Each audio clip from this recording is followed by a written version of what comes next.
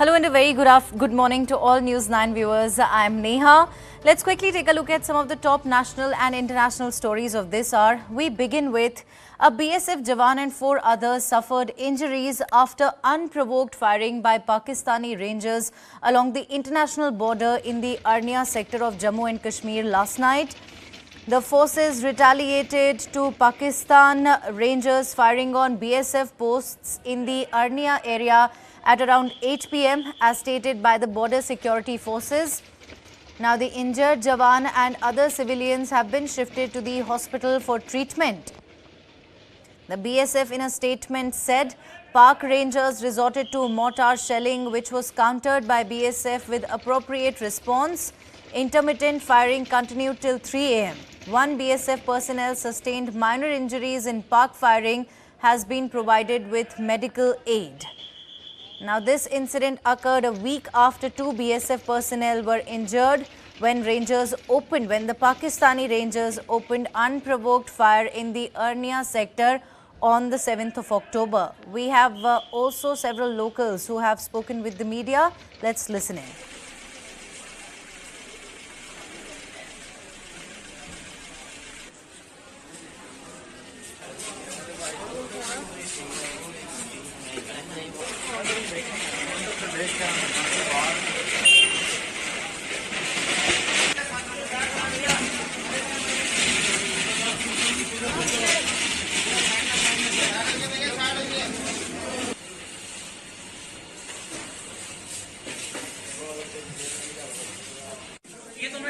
Statements by these people in a while. Now a BSF Jawan and 4 others suffered injuries. This was after unprovoked firing by Pakistani Rangers along the international border in the Arnia sector of Jammu and Kashmir. This happened just last night. Fortunately, no loss of life has been reported, but 5 people in total have been injured. A BSF Jawan has suffered minor injuries. He's been provided medical aid. We have, in fact, the people here who have spoken with the media with us. Let's listen in.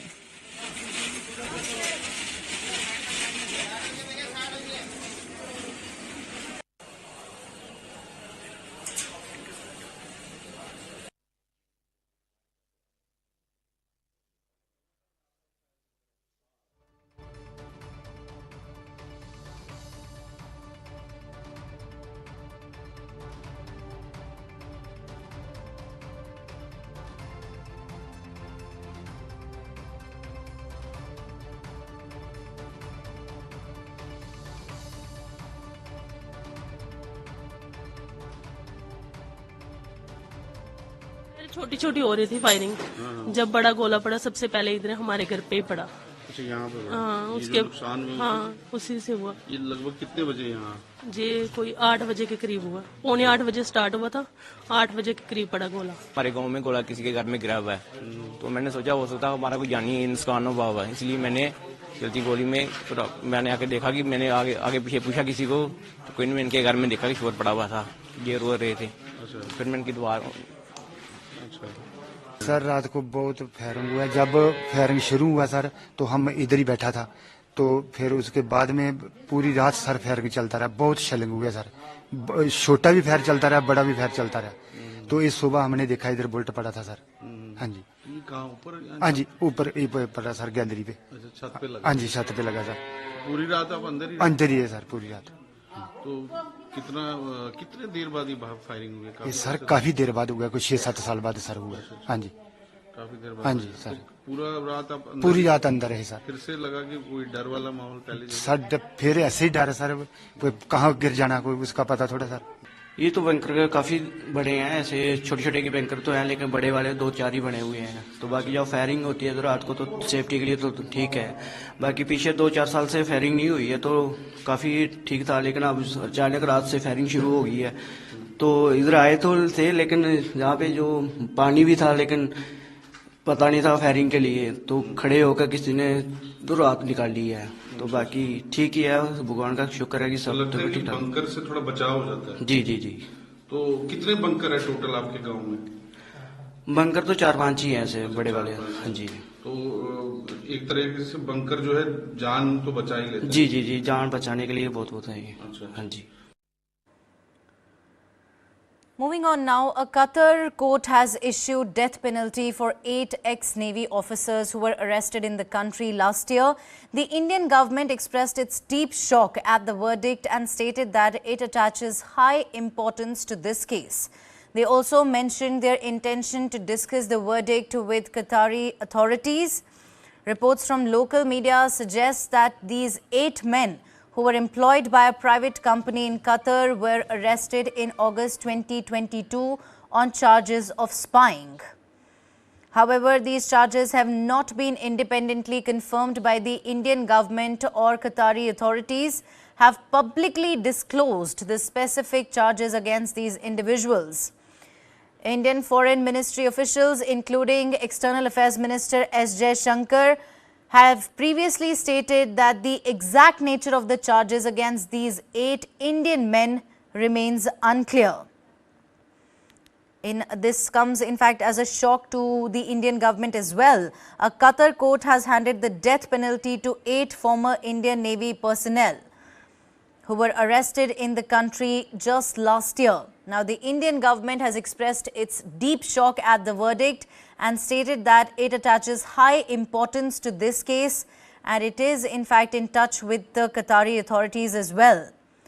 They mentioned that their intention to discuss the verdict with the Qatari authorities.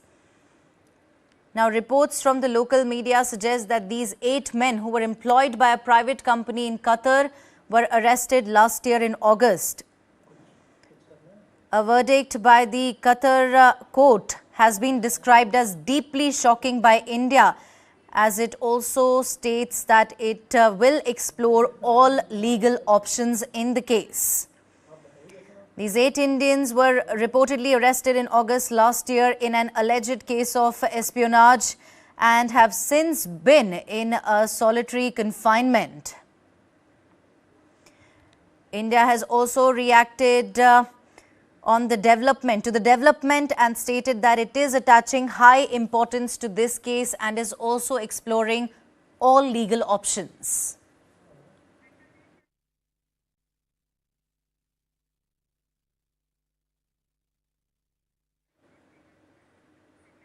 Let's now take you to Battleground Israel and get you the latest from the war zone.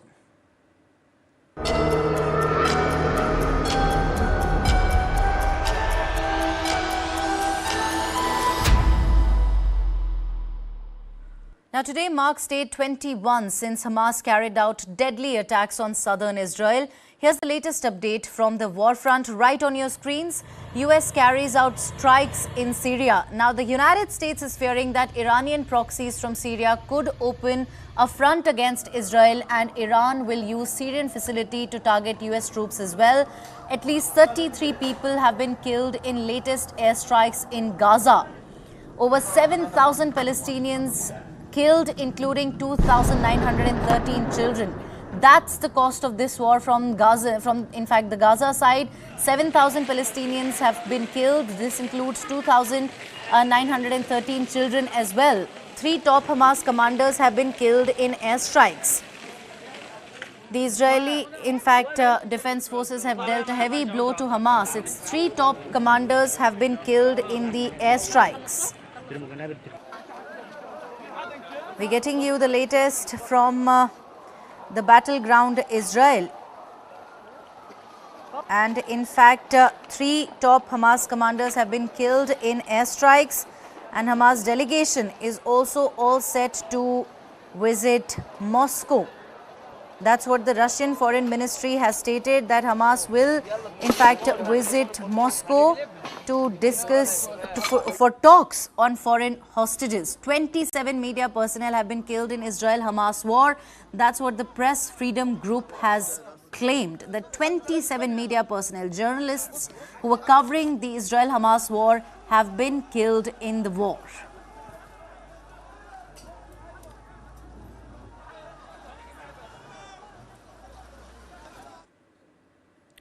The United States has taken decisive action in response to attacks on its troops in the past week. In a statement released earlier today, United States President Joe Biden ordered military strikes against 2 facilities in Syria. These facilities were being used by Iran's Islamic Revolutionary Guard Corps and Iran-backed groups as confirmed by the Pentagon. The Pentagon further emphasized that the United States will not tolerate attacks against its personnel and will vigorously defend its interests. Moreover, it stated that additional measures would be taken if attacks by Iran's proxies continue, making it clear that Iranian-backed attacks against US forces are deemed quote-unquote unacceptable and must stop. Now, these developments mark a significant escalation in tensions between the US and Iran, and the situation is rapidly evolving. The international community is also closely monitoring the situation for any future developments. Meanwhile, 900 US troops are being deployed in the Middle East.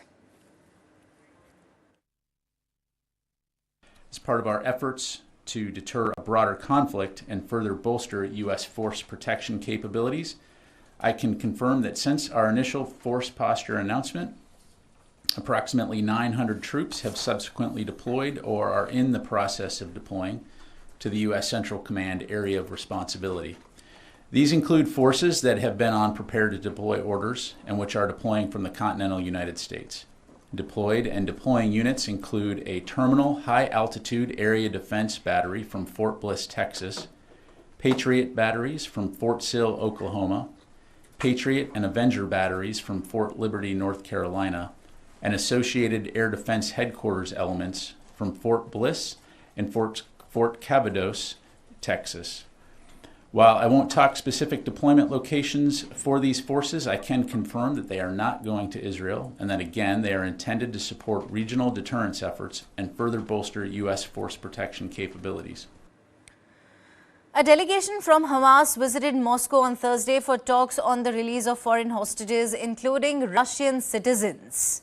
Now, senior Hamas member Abu Marzouk was among those attending the talks. Issues related to ensuring the evacuation of Russian and other foreign citizens from the territory of the Palestinian enclave were also discussed.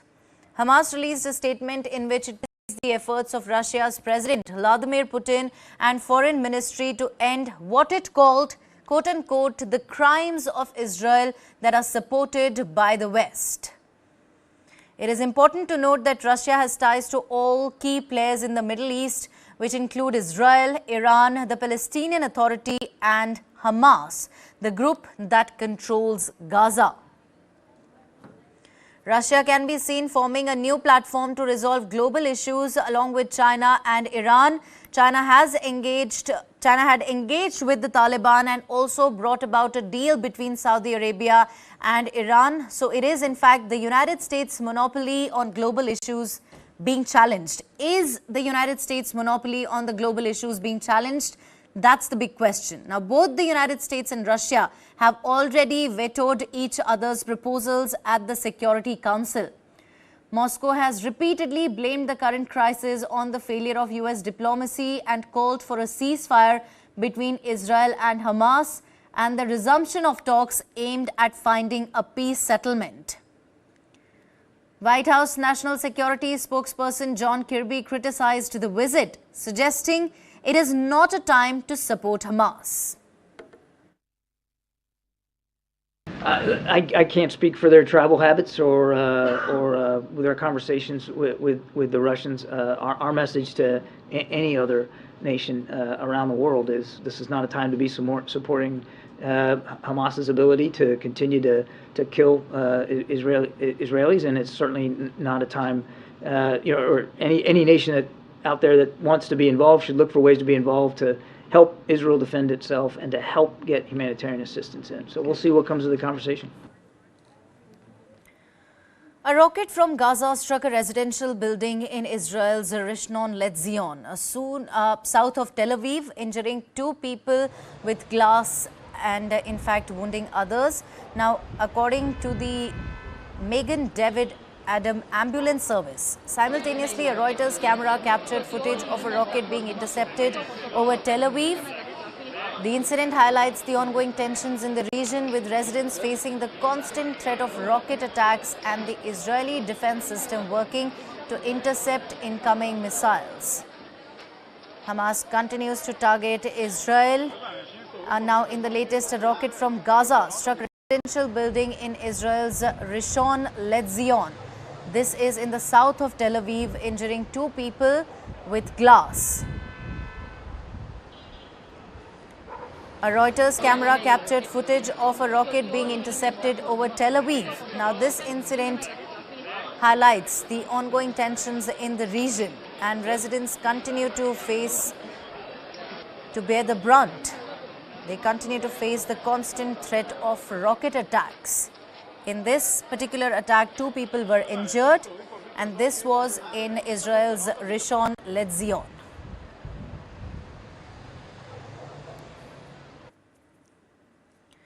In recent footage released, explosions, smoke and flares were visible near the Israel-Gaza border. Loudspeakers blared color red, signifying incoming rockets in southern Israel. Israel confirmed its ground forces had entered Gaza overnight to target Hamas, with Prime Minister Benjamin Netanyahu indicating preparations for a potential ground invasion. It is worth noting that Israel troops with armored vehicles already carried out limited ground raids on Hamas targets in the Gaza Strip yesterday. This escalation, however, follows nearly 3 weeks of Israeli airstrikes triggered by a mass killing spree in southern Israel by Iranian-backed Hamas terrorists, worsening the situation in the besieged Palestinian enclave.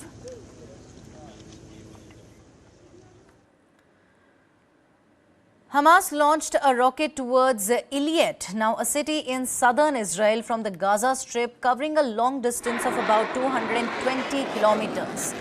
The Israeli military confirmed the rocket hit an area near Eilat. There is no news yet on any injuries, making this the longest range attack since the conflict began on the 7th of October. That's when Hamas carried out deadly attacks against Israel. 1,400 Israelis died in that attack, while over 220 people were taken as hostages by the brutal Hamas terrorist organization. Hamas shared a video claiming responsibility, but news agencies could not confirm its location or date.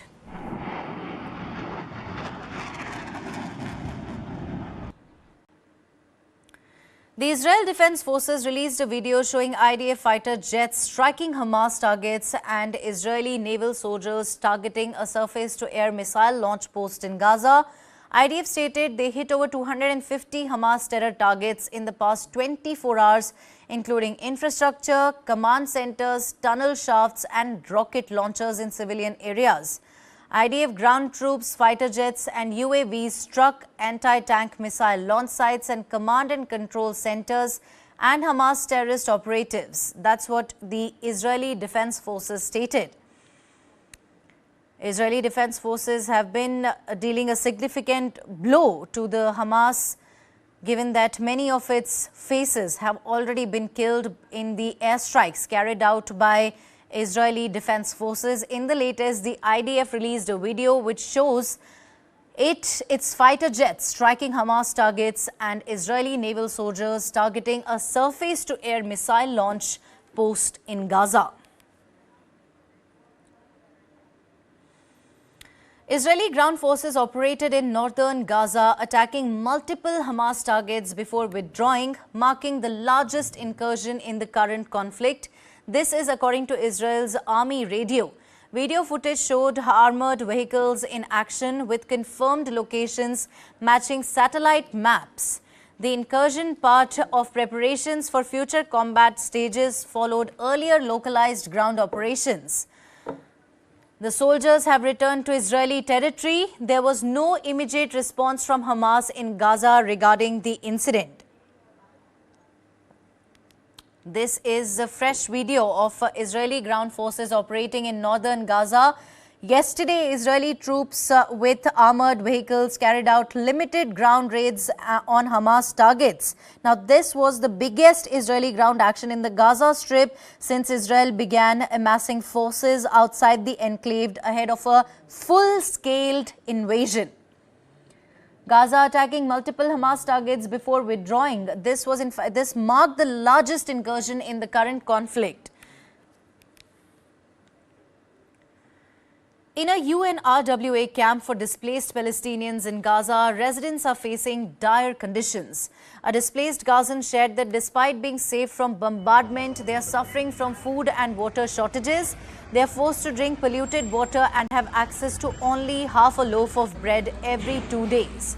According to UN officials, UNRWA workers are doing their best to distribute aid, but there are severe shortages in food supplies, fuel and medication.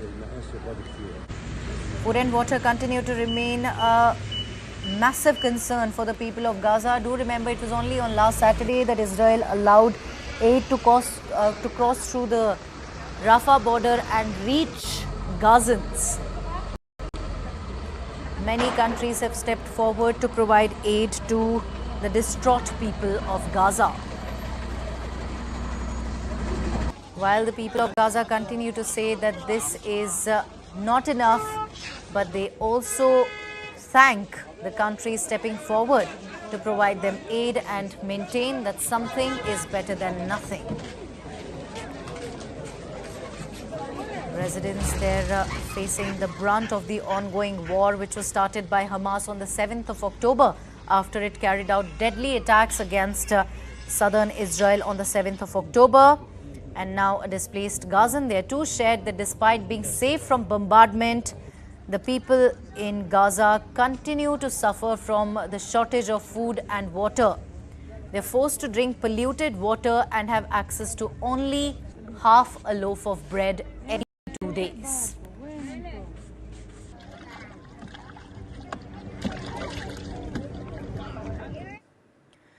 In the Jabalia refugee camp, there was a very sad event. An Israeli airstrike hit a house and took the lives of a mother, her 3 daughters and a baby boy. The father, who had experienced displacement in the past, refused to leave his home. He held his baby and said he would not move even if faced with tanks. There have been many deaths due to Israeli strikes, but exact numbers are hard to confirm because reports from both sides conflict. This is absolutely heart-wrenching.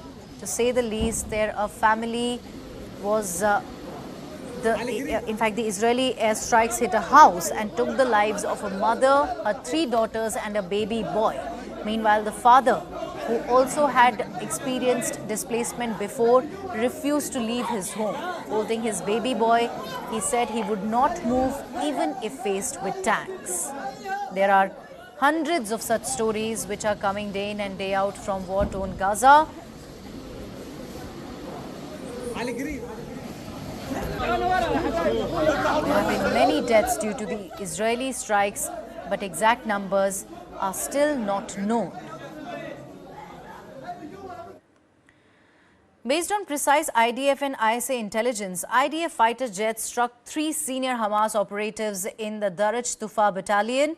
Now, the battalion's operatives played a significant role in the invasion and murderous attack against Israel on the 7th of October and is considered to be the most significant brigade of the Hamas terrorist organization.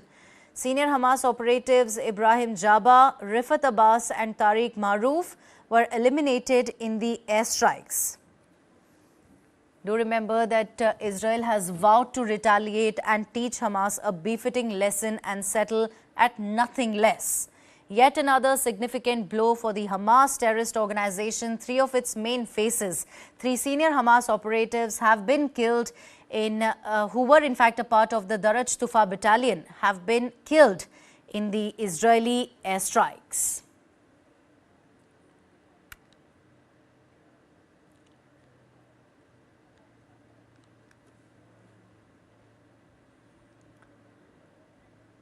In Lebanon, elderly refugees who fled their homes during Israel's creation in 1948 see echoes of their own displacement when they witness the conflict in Gaza. Living in cramped camps, they long to return to their homeland. Palestinians in Lebanon remain stateless, unable to own property or access jobs. The recent conflict in Gaza has reignited their hope for a homeland. Meanwhile, in Gaza, where many Palestinians live as refugees, people are forced to flee their homes again due to the ongoing Israeli airstrikes, adding to their long-standing struggles for stability and peace.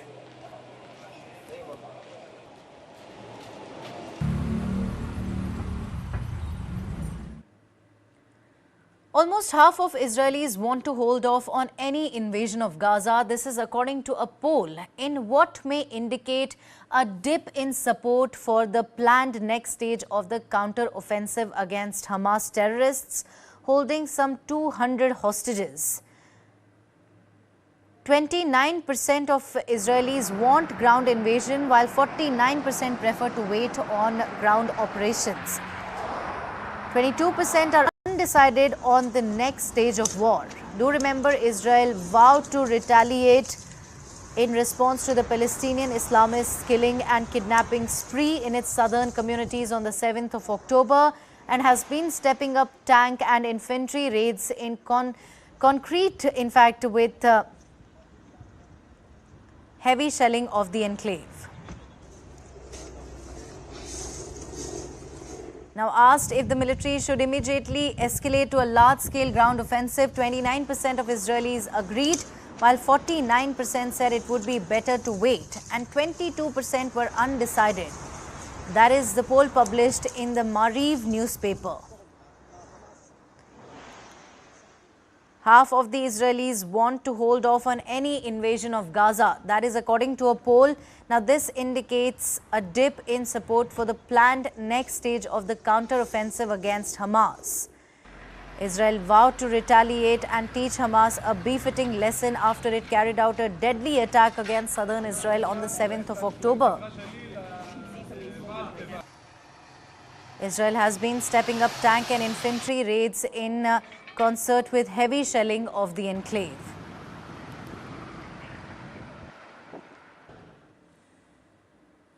Israeli troops expelled a prominent Palestinian activist from his home in a key West Bank city. This action followed his hosting of a foreign journalist and a well-known Israeli activist. Critics argue the military used the Israel-Hamas war as a pretext to remove Issa Amru from Hebron. Have a look at this report.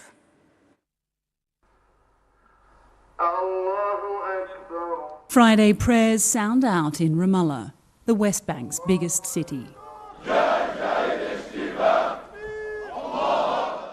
But the faithful's prayers soon turned to protest against Israel's devastating strikes on Gaza. This woman says her whole family is there. Shame for what is happening to them. They slaughtered children and women. We do not forgive the Arab countries because they let us down. They did not stand by us. They left us alone. I hope someone will listen. We don't need empty words. We need someone that stands by us. And more feel that Hamas is doing just that.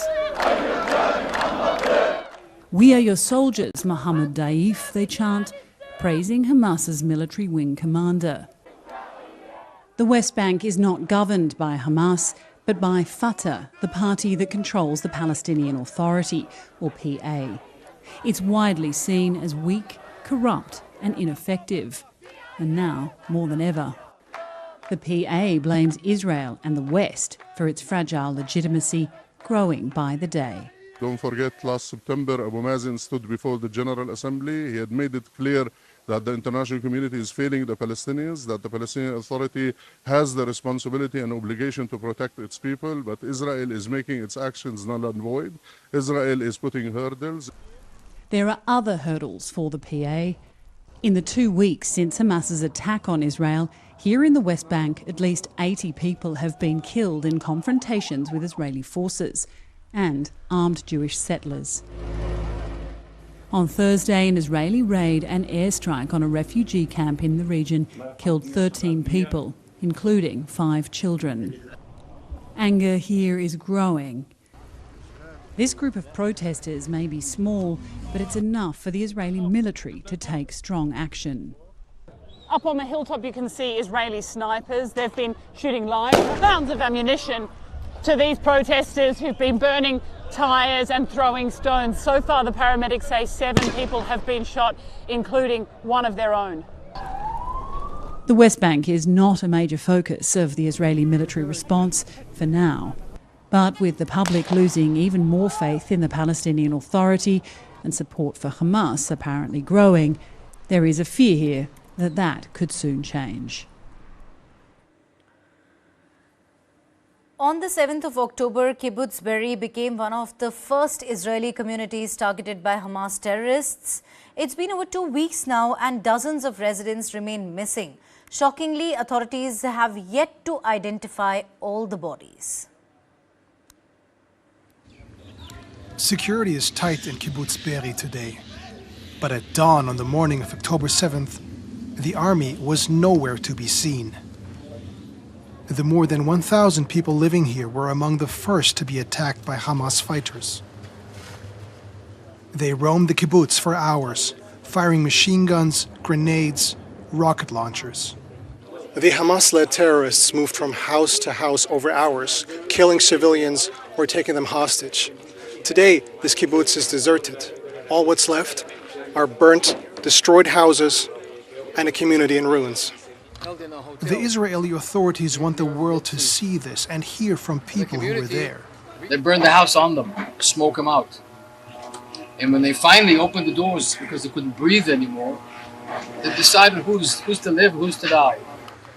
Rami Gold was part of a small group defending the kibbutz. He said they fired till they ran out of bullets. And I got to tell you that story because 2 angels came. 2 people from reserve soldiers. I have no idea where they came from. Came to us, gave us some ammunition and a cell phone so we can call our families to tell them we're okay. And we kept on going, kept on fighting till it was dark, till the army arrived. When the fighting stopped, emergency responders looking for survivors found scenes of horror. She was butchered open, the stomach was... Small children, a boy and a girl, hands tied to the back and tortured. And I'll say tortured now, yes, I'll say it. The father was without an eye. They took out his eye. The mother a breast was cut off. And while the children were brutally attacked, and they are sitting in the middle and eating the food of the holiday meal that this family was supposed to eat. Physical evidence of what happened at places around the country arrives here at a makeshift morgue in central Israel. These are some of the up to 200 unaccounted for people. More are still being found. We are working day and night at shifts, trying to identify each and every one. This is hard because people were disfigured, mutilated, burned. We are here doing what we're doing because we think this is a holy mission. For us, identifying the last casualties and all of the civilians that got killed is so important. It's for us, we want to give them their final respect. Families waiting to bury their dead and those who saw what happened are angry as well as bereft. At Kibbutz B, Hamas killed more than 100 people, around 10% of the community. Emergency responder Yossi Landau, who saw the horror, says Hamas cannot be part of the future. We went through a lot. We went through the Holocaust. We went through a lot. We'll be strong. The world is supporting us. Yes, we want the peace. It's a very important thing, the peace. Yes, but not with Hamas. Peace seems a faraway prospect, here in the ruins of Kibbutz B.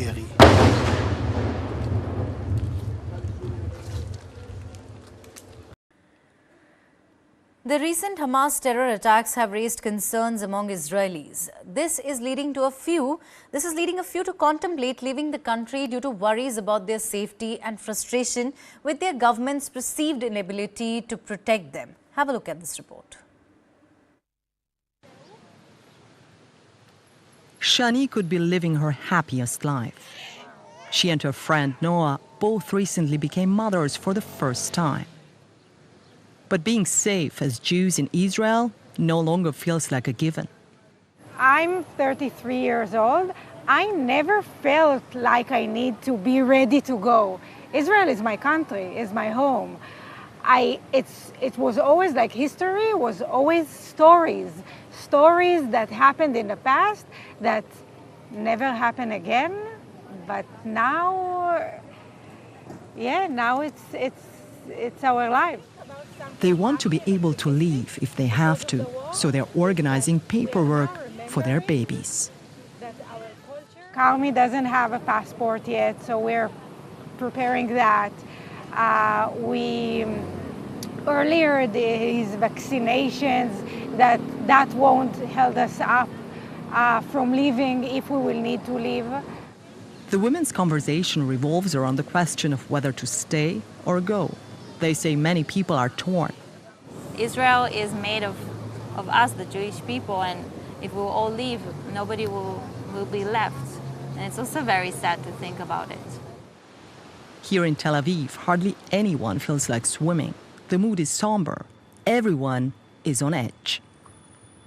This is our country. We don't have any other place. So, yes, I'm scared, I'm afraid, but I'm not leaving, never.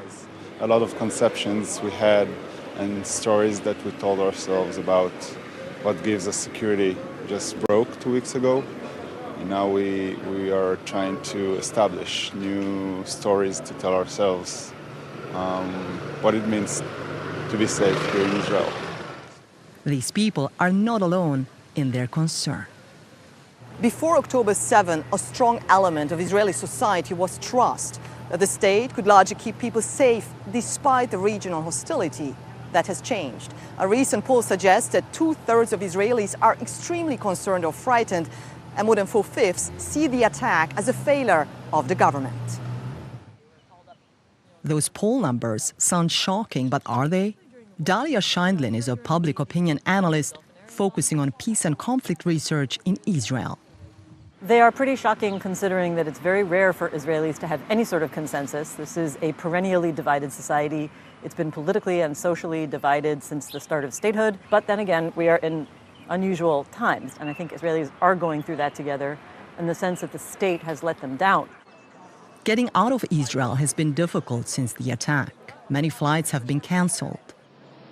But along with foreigners, Israelis are leaving, even if only for a while.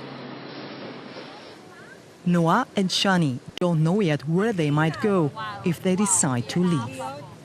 Our considerations is, does the government is pro-Israel, and the population, is it Muslim, like most Muslim, Christians, Jews, where we have like a big Israeli community? Those will be the consideration we will take. It's ironic that now we need to find a safe place outside of Israel.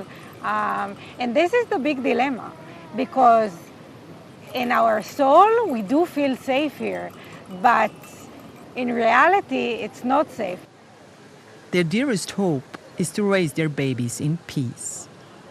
But they say growing anti-Semitism worldwide means it is increasingly difficult to say where that might be.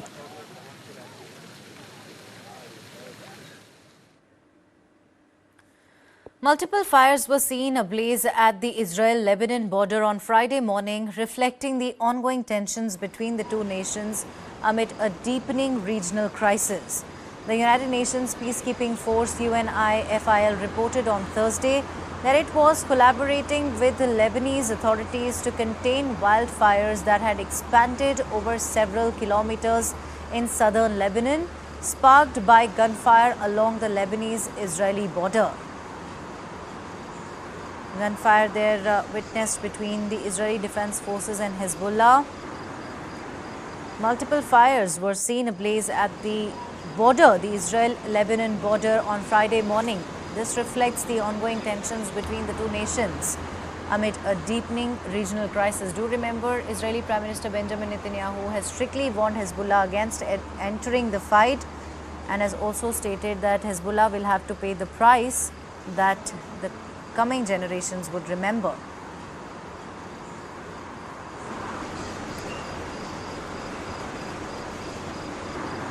Tensions continue to escalate between Israel and Lebanon. Their fire at Israel-Lebanon border amid escalating tensions. The United Nations peacekeeping force, UNIFIL, reported on Thursday that it was collaborating with Lebanese authorities to contain wildfires that had expanded over several kilometers in southern Lebanon, sparked by gunfire along the Lebanese-Israeli border.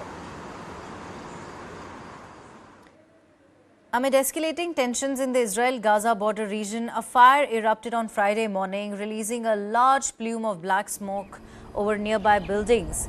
Israel has been conducting military operations in response to an October 7 attack by Hamas on Israeli communities, which resulted in casualties and hostages. Israeli forces recently launched their most significant ground operation in the conflict with Hamas, sparking outrage in the Arab world due to the ongoing bombardment of Gaza.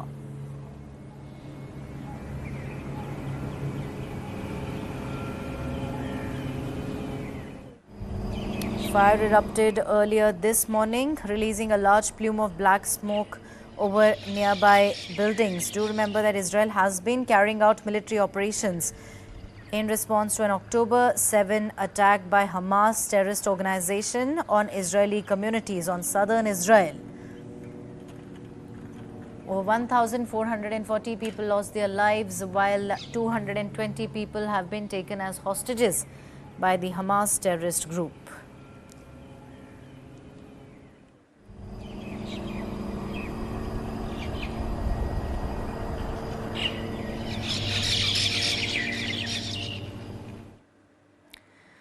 Congress MP Shashi Tharoor refers Hamas as terrorists at an IUML pro-Palestine rally. The CWC, in a resolution on October 9, had reaffirmed its support to the Palestinian cause without mentioning the 7th of October attack carried out by Hamas terrorist organization on Israel. At a rally organized by Congress's ally Indian Union Muslim League in solidarity with Palestine, Congress Working Committee member and party MP Shashi Tharoor referred to Hamas as terrorists. Tharoor was the chief guest at the Palestine Solidarity Rally in Kozhikode. The IUML handpicked Tharoor as the keynote speaker at the event, bypassing prominent faces of the party's state leadership, considering that the diplomat turned politician stronghold on international affairs. ഭീകരവാദികൾ ഇസ്രായേലിനെ ആക്രമണം ചെയ്തു. 1400 വ്യക്തികളെ കൊന്നു. 200 ആൾക്കാരെ ഹോസ്റ്റേജായി എടുത്തു. പക്ഷെ അതിന്റെ മറുപടി ഇസ്രായേലിന്റെ ഗാസയെ ബോംബിംഗ് ചെയ്തിട്ട് 1400 അല്ല, ഒരു 6000 പേരെ കൊന്നു കഴിഞ്ഞു. ബോംബിംഗ് നിർത്തിയിട്ടില്ല. ഭീകരവാദികളുടെ പ്രവർത്തനം നമ്മളൊന്ന് കേട്ടു. രണ്ട് ഭാഗത്തു നിന്നും ഉണ്ടായിട്ടുണ്ട്. മൃഗീയമായ പ്രതികരണമാണ് നമ്മൾ കാണുന്നത്. അത് മനുഷ്യന്മാർക്ക് കഷ്ടപ്പെടുത്തുന്ന കാര്യങ്ങൾ മാത്രമാണ്. നമുക്കറിയാം, ഞാൻ പറഞ്ഞ പോലെ ഈ 19 ദിവസത്തിൽ കണ്ട മനുഷ്യനഷ്ടങ്ങൾ. 15 വർഷക്കാലം പാലസ്തീനിയൻസും ഇസ്രായേലീസും ഭരിച്ചുകൊണ്ടിരുന്നിട്ടുണ്ട്. പക്ഷേ അവരെല്ലാം ഈ 15 വർഷത്തെ കൂട്ടിവെച്ചാൽ കൂടി ഉത്തരവുണ്ടായിട്ടില്ല. ഞാൻ അപ്പോഴും എപ്പോഴും പാലസ്തീനിയൻ ജനങ്ങളൊപ്പമാണ്. ആരും എന്റെ പ്രസംഗം കേട്ടവര് ഇത് ഇസ്രായേലിന് അനുകൂലമായ ഒരു പ്രസംഗമാണെന്ന് വിശ്വസിക്കും. അപ്പോൾ ഇത് ഒരു വാചകത്തിനെ എടുത്തിട്ട് അനാവശ്യം പറയുന്നതിൽ എനിക്ക് ഒന്നും പറയാനില്ല. Well, that's all we have in this edition of the Bulletin. Thank you very much for watching. This is me, Neha, signing off. You have a great day ahead.